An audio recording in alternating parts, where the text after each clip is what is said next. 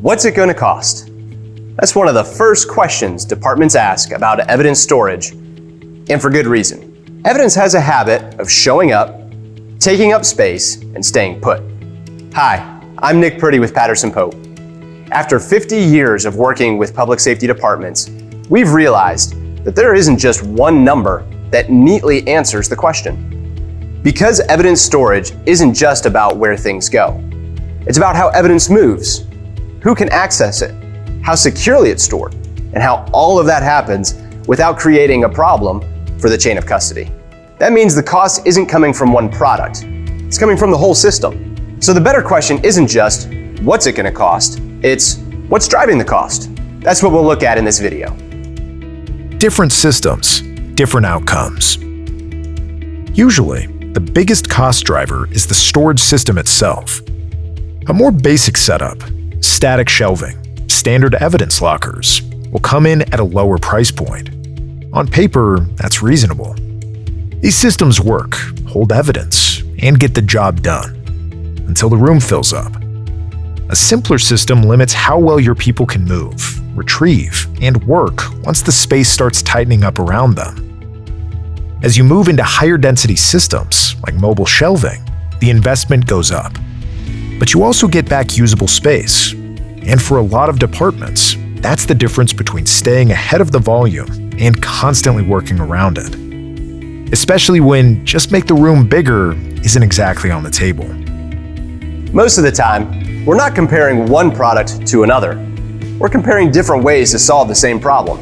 And those approaches can vary quite a bit in cost. Evidence doesn't tend to follow a neat exit schedule. And that's why space and retention are such big cost drivers. The question isn't just how much evidence is coming in right now. It's how much is still going to be sitting there years from now, taking up room because the case, the policy, or the timeline says it stays. If you've got long retention, growing caseloads, or a room that already feels one shelf short of a problem, your storage system has to catch up and keep up at the same time. That changes the size of the solution, the amount of planning involved, and the final investment.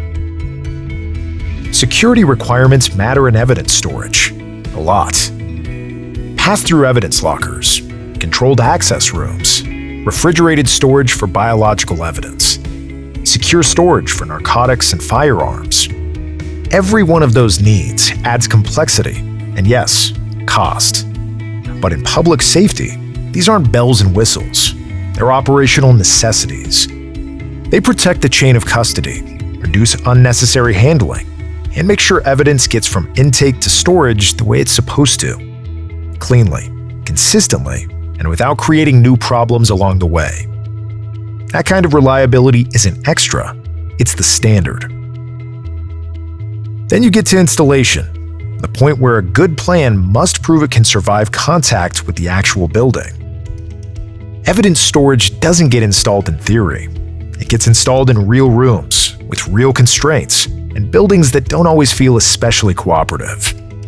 Buildings have opinions, floor conditions, tight layouts, utility locations, construction timelines, and walls that are absolutely not moving. All of these things affect the install. Sometimes the system drops in cleanly. Sometimes it takes careful coordination to make it fit the space without disrupting the people, work, and operations already happening around it. And that affects cost, too. The system itself is only part of the picture. How it fits into the building and how the building supports it is just as important. At a high level, smaller or more straightforward evidence storage projects will usually land in a lower investment range. Larger, more complex rooms tend to move higher, especially when you're dealing with high-density systems, heavier evidence volume, or tighter security and workflow requirements. That's why most evidence storage projects aren't priced off a standard list. They're built around the realities of the room. How much evidence comes in, how long it stays, how it needs to move, and what the room has to support every day. In the end, the cost follows the demands of the room, not a product list.